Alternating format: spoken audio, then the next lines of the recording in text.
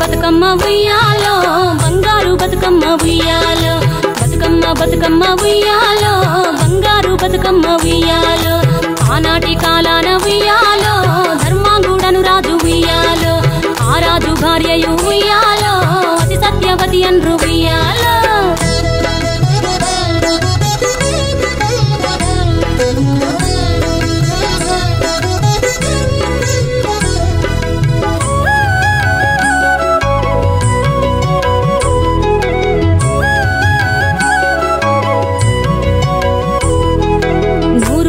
నోమి ఉయ్యాలో 100 మందిని గాంచే ఉయ్యాలో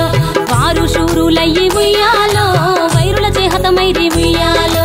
తల్లిదండ్రులప్పుడు ఉయ్యాలో తరగని శోకమున ఉయ్యాలో ధనధాన్యముల బాసి ఉయ్యాలో